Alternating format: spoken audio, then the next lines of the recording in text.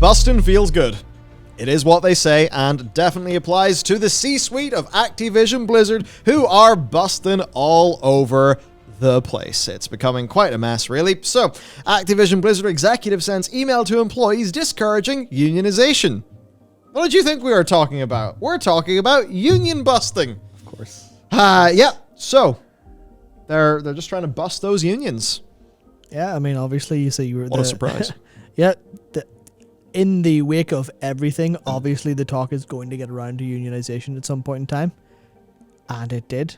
And obviously, Activision Blizzard won't want that to happen. For a variety of reasons. Because, employees having rights and shit. Don't want that. Yep, so what's happened? Well, the ongoing situation has become a little bit more ropey. So, following the Raven software QA stuff and basically a few other things, there's been a walkout, which was a formal strike. There's been more and more things going on. Well, Activision Blizzard management responded by informing employees taking part in the walkout that they would only be paid for Monday, Tuesday, and Wednesday, but not beyond. That anyone wishing to continue striking would either have to use their leave or go unpaid. This prompted the creation of the strike fund that we talked about recently, which is to make money to cover people not being paid, and that fund has been doing very well. As for what's happening now, well, here is the Activision Blizzard King Strike Guide. Both walkout and strike describe intentional stoppages of work. A strike differs, however, from a walkout in that it typically has no end date. It's the idea of we're not coming in until you actually engage with us over our demands and we reach some sort of conclusion. You are protected to strike for any duration under the condition that you are not engaging in an intermittent strike. Now, this is a decently important thing that I think a lot of people wouldn't have really heard about otherwise. So, intermittent striking, which is striking more than 3 times for the same purpose, is actually not a protected activity. If you have returned to work twice between now and when the strike started December 7th, you may only walk out once more. If you walk out a 3rd time, you should stay on strike until your demands are met.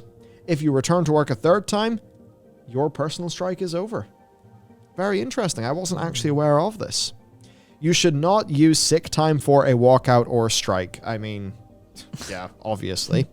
You may use paid time off for a strike if you want, but we discourage you because it defeats the purpose. And I would say, yes, absolutely, your paid time off should be to recharge. It should not be to try to secure, hey company, can you, pay me for my time off so that I can, try to get you to give me better conditions, thus meaning that I'll have no holidays and then we'll be burnt out and sad. Now, with all of this striking business going on, there have, of course, been a lot of calls for formal unionization amongst the Activision Blizzard employees. And according to a new report from the Washington Post, they are actually being asked to sign union cards, which could lead to a formal company-wide vote on unionization. Now, at this time, you've got to remember that the A Better ABK group it's just that. It's just an advocacy group. It's not a formal union. It clearly does have influence, obviously, because they can help. Now, obviously, it does have influence because they can actually mobilize staff, but I think where the true, big union power comes in is the Communication Workers of America, where, they're collaborating with them, and the CWA represent more than 700,000 workers across public and private sectors in the US. So what that leaves us now is a situation where the ongoing strike is specifically for the situation at Raven, but there are, of course, the ongoing calls for unionization. And this is, of course, the thing that has got Activision Blizzard a little bit worried. So let's talk about the busting. Is true. An official response from Activision Blizzard from the Chief Administrative Officer, Brian Bulletow. I think that's how you say it. Now, of course, Brian himself, a little bit of a controversial figure amongst the staff of this company. That's because he previously worked in the American government under the Trump presidency, which I think is a presidency that a lot of the workers of Activision Blizzard were not particularly keen on. So, we can all... Basically, it's a situation, obviously. That's a big person in the company. Obviously, he's got pretty different politics and views to a lot of the frontline staff. I think we can all see how that is going to cause a degree of dissonance and that sort of thing going on. So, in a new email sent to staff, he responded to all of this union talk with a lot of anti-union talk. What a surprise. Now, this is quite a fun email. The leadership of Activision Blizzard supports your right under the National Labor Relations Act to make your own decision about whether or not to join a union. Oh, great. How could it go wrong? Well, this is when we get into the next two paragraphs.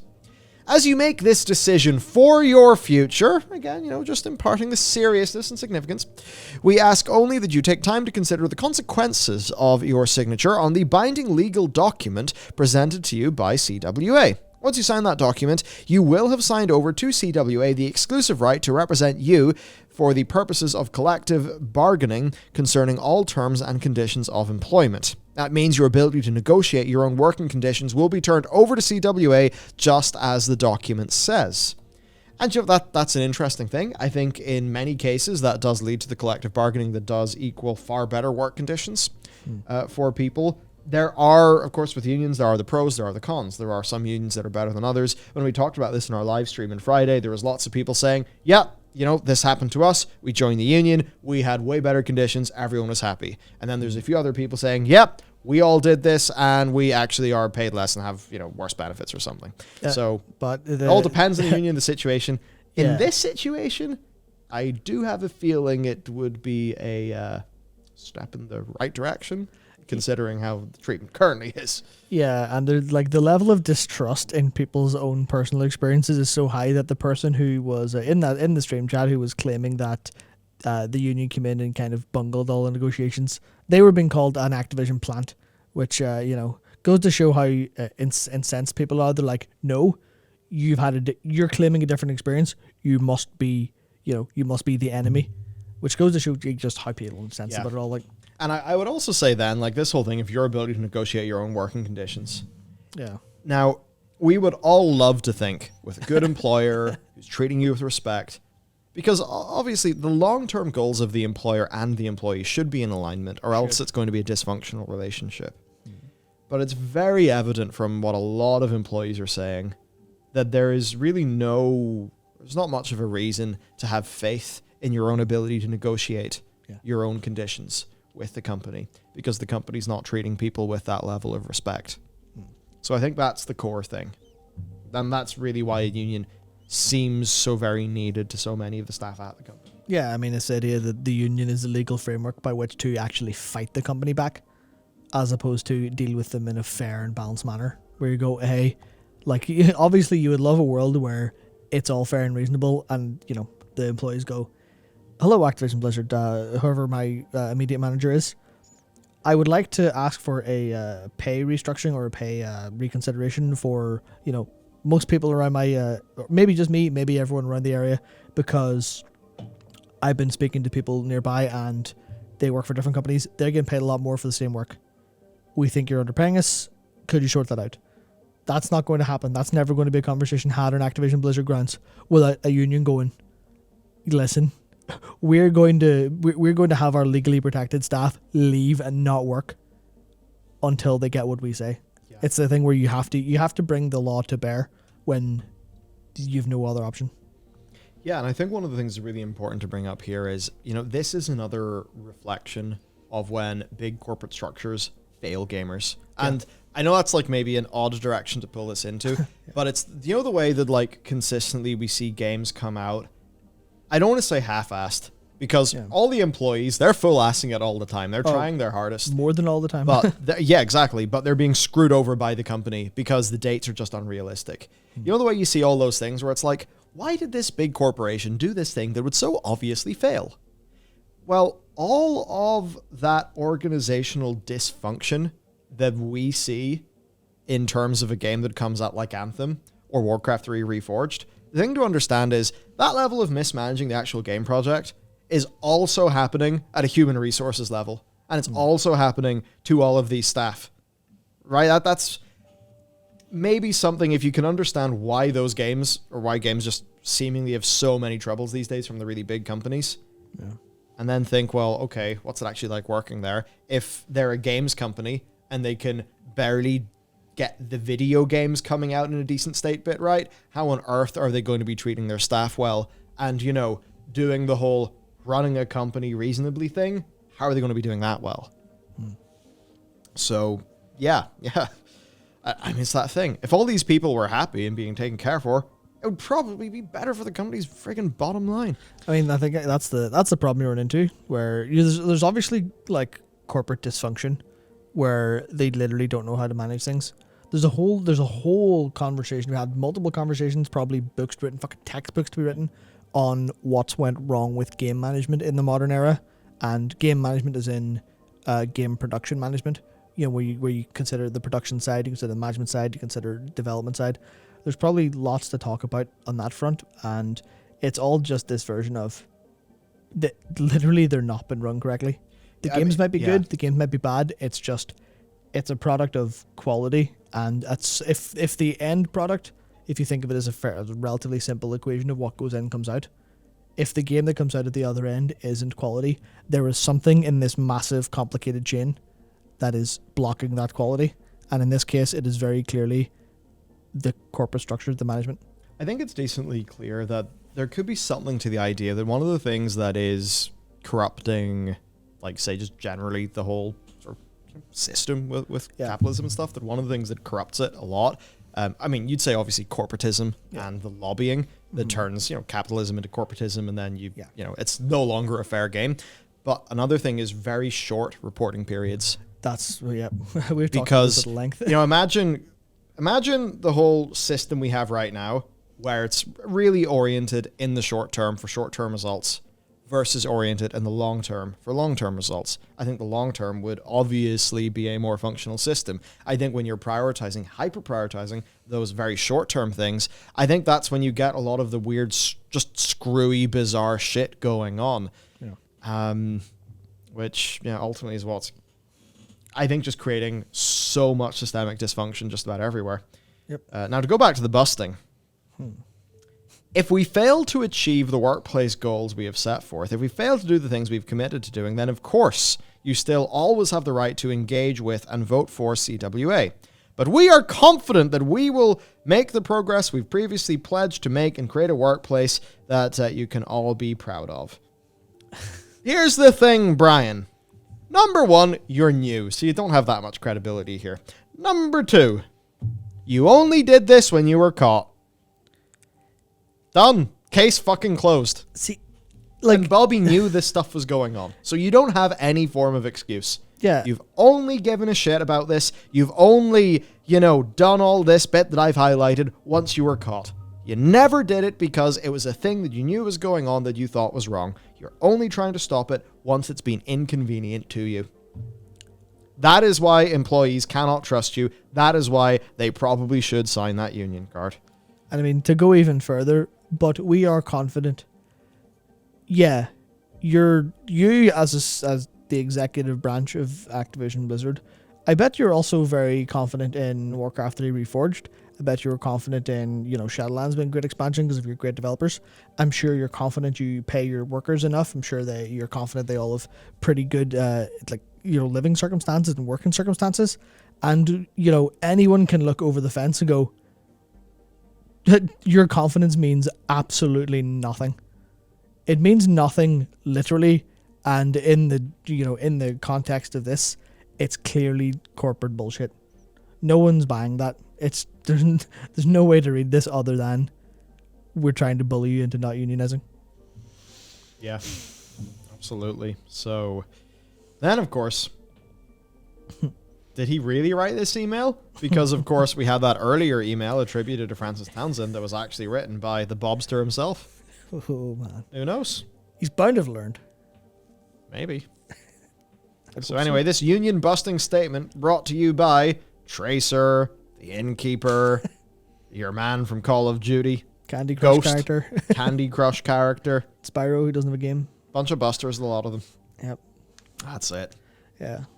Oh yeah, I guess a lot of people on this channel might not also have the connection. This is around the same time that people were getting, I guess, early copies of a book from the World of Warcraft lore team, and in that they had a character who was seen as Rexar, who's just likes animals, is an honorable half orc, half ogre. He willingly took on a job to actually union bust a bunch of employees of one of the Horde goblin leaders. And I was A like, goblin leader who was portrayed extremely out of character. oh yeah. Yeah, so I don't know if that's like a red flag from whoever wrote that story from indoors. Going, no, how can I explain that they're union busting? You know, putting like messages, and putting a knife in the cake in a way or something like that. That's what it kind of feels like in a way. But it was so funny this happening at the in the exact same news sort of breath over like the Warcraft side is like, oh, the character we like is union busting. That doesn't make sense. Oh, the company's also fucking union busting. Sweet. Yeah, now Code CWA are not particularly pleased at the busting that's going on, saying that it's disappointing that, at yet another choice point where they could have done the right thing, they took the low road. I think most people would find that to be an agreeable thing. Instead of responding to concerns, they're blasting very standard, standard union busting talk. And, they just continue to talk about that. And, yeah. That's essentially what they did. I think the thing is, somebody would feel a lot less like they should join a union if that response was just like, look, sorry, we understand we've lost a lot of your faith, lost a lot of your confidence. We're going to do what we can to get it back. But obviously, we support your right to join this union if you wish. And you just leave it at that, and you try to actually regain the credibility. No. By actually, doing the work. I think what Brian has ended up doing, maybe it turns out against everything that Brian is actually an extremely pro-union man, and he crafted that email as a massive unionization awareness campaign. Because I think the only thing that email has done has convinced more Blizzard people to join this union. Yeah, that would make sense because, that's maybe not a topic to get into, but, if I were to be asked to write a union busting email, or if I thought that was the correct thing to do, even I would have written something a bit more reasonable than, please don't join the union, it's very scary, very scary. Your freedoms, they no, trust us, we're good. It's so incompetent in a way that I would almost believe you.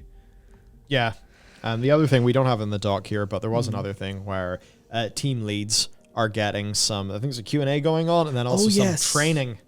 Yeah, so the thought is that it's basically a little bit of union busting sort of training for team leads. Yeah, I believe it was also said by, was it Jessica Gonzalez, who was a manager, who said this is like the first training they've actually been like invited to company-wide. Yeah. So it's the only time Activision will break out the money to train people is when they need to train them to stop unions. Well, it seemed to be the case. Yeah. It is, I think it is more officially to provide advice on those who wish to talk about unionization, which, if it's anything like Bullet House advice, will be go join the union. Yeah, like, look, generically, if that's floating around, sure, do something to update your team leads so they can actually give the people working under them reasonable advice. Yeah. Because maybe those people will have some concerns. It's just that in the overall context here, and the lack of credibility that Blizzard has, everyone knows what it looks like, especially given Brian's email. They have absolutely, like, if Activision Blizzard is a dragon, in response to someone mentioning their soft underbelly, they have just went on their hind legs and went, oh, here it is, oh shit, please don't hit us here. Like, they've shown their weak point so viciously. And I think there's a very cynical point, which is, I probably should make for balance, which is, the way every other company started to rail on Activision Blizzard recently, and they like, it came out of left field. It's like, oh, this is really big. Everyone's starting to put the pressure on. There is a cynical thought that now if Activision Blizzard starts to unionize and their employees start to unionize, that should realistically, given the high-profile nature of the case, should spark a wave across the industry. Because you would imagine with a better Ubisoft also existing, they would start doing that. You imagine employees at EA would likely start doing that, Take-Two, and then, is Bobby Kotick's, enduring legacy in the games industry to unwittingly get it all to unionize? That's possibly. It's a bit like those jokes of the jokes some people make of like Thatcher was the best thing for a united Ireland. Yeah. Right? It's like that thing of, oh yeah, Bobby Kotick, well, ended up in a very backwards manner being the greatest champion of workers' rights in the games industry. Now, funny thing. Yep. Not a funny thing. I don't know why I said that as a standard segue. It's probably not funny. It's actually legal. So the Department of Fair Employment and Housing is probably not going to be allowed to block the $18 million EEOC settlement. Now, obviously, the EEOC had an $18 million settlement. People ran the maths. Also thought about the particular, like, the times and dates, and thought, well, that's woefully inadequate. Now, the DFEH want a hell of a lot more money. There was also the recent situation where her name has just slipped my mind, but her and her lawyer were, making a statement outside of the Blizzard campus during one of the walkouts, really saying that it should be $100 million. Yeah. Well, now the DFEH stuff has actually hit a little bit of the law. So a federal judge said that she would reject California's bid to intervene in Activision Blizzard's proposed $18 million settlement over sexual harassment and discrimination claims with the EEOC. Quote, I'm not going to allow the DFEH to intervene. It's just not appropriate. Judge Dale S. Fisher of the U.S. District Court for the Central District of California said in a remote hearing on Monday. The judge told the parties, it's highly unlikely that I would change my mind and allow the DFEH to intervene. But the judge said, does not say that this confirms the settlement. The fact that this particular decree is consistent with others doesn't necessarily mean that in this case, I'm going to approve it, she said. Judge Fisher said she would allow the state agency to file an amicus brief in the federal case, but scolded. They've both been very naughty agencies. Yep. Scolded both agencies for their very public dispute over the allegations. This is a bit unseemly, Fisher told the agencies. I feel like I should send the two of you to a mediator. Never mind Activision getting involved in this. Just a good wee finger wag at a... Imagine being scolded by a judge just, no, that's a bit unseemly, don't be at that. Yeah, so... Yeah, no, I think it's interesting. The legal stuff is just going to take a long time to actually percolate. And thankfully enough, it was strong enough that it, given how all the talk of unionization and the walkouts over Raven QA, which is, the fact that that is still a multi-day strike after them saying, we only fired a couple of these people, we only terminated the contracts of a couple of these people, or I suppose they'd say renewed. We didn't renew the contracts of these people, about a dozen or so, but we did turn 500 temps into full-time staff. We are doing that. So really what we did was a good thing. And they're still like, no, no one left behind. We're going to strike for the few that were lost, even if everyone else has got, they're a little bit of a better situation. So it's like, ultimately, the legal settlements, obviously it'll be important for the victims to get money out of it at the end, but from like the abstract view, from the grander picture, that's going to be the spark that lit the fire, as opposed to the really big stuff, if any of this unionization attempts actually go through, which I imagine it will be, and I'll be very happy if in a couple months' time or at some point next year we get to sit down and go, there's been a wave of unionization across the games industry, and now, profits are down across the board, but our games are getting fucking better.